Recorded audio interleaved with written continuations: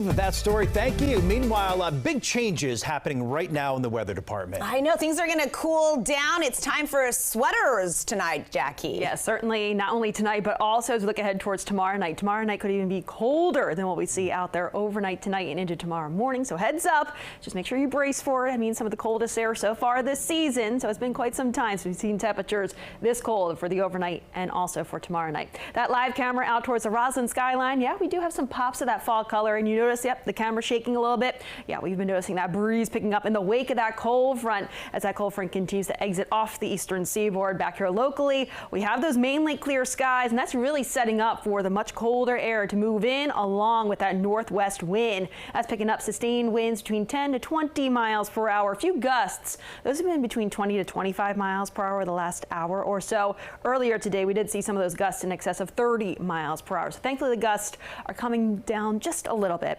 Those temperatures out there right now, middle 60s off towards the north, right around 70 in D.C. as we're approaching that sunset, and 71 right now in Fredericksburg. That sunset later on this hour. But under mainly clear skies tonight, those winds picking up out of the north and west, those lows will tumble. We're talking about overnight lows, upper 40s in D.C., talking low to mid 40s off towards the north and west, and then some upper 30s back out towards parts of the Shenandoah Valley, even out towards Kaiser as well. So frost advisory has been issued for Garrett County out towards westernmost parts of Maryland and even parts of West Virginia. Those go into effect at 2 a.m. That will hold till 9 o'clock in the morning Thursday. Then, as we look towards Thursday afternoon, high temperatures not quite as warm as the day today. Today we did reach those highs into those low to mid 70s, but tomorrow we're talking about high temperatures only bouncing back into those low to mid 60s, with a high of 63 in the district, but elsewhere we're talking upper 60s to the south, lower 60s to the north. But beyond those high temperatures out there tomorrow, looking at futurecast for tomorrow evening, 8 p.m. So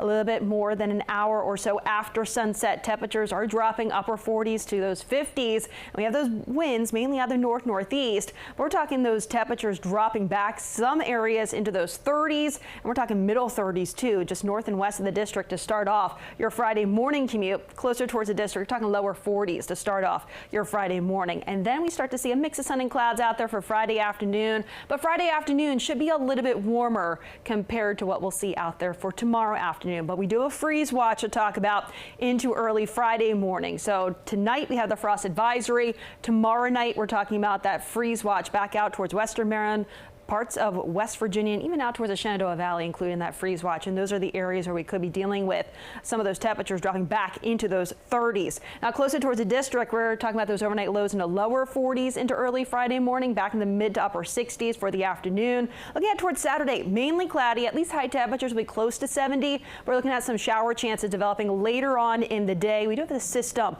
that'll be climbing up the coast, and that'll be bringing us that wet weather potentially as early as later in the day Saturday. By Sunday, though, we're looking at more of that wet weather progressing across the area. So heads up into the weekend. We do have some wet weather on the way. But like I mentioned, later in the day on Saturday, Sunday, though, looking a bit more on the wetter side with scattered showers. We'll see highs middle 60s and still hovering into those 60s to start off that next work week. A few showers around Monday and Tuesday.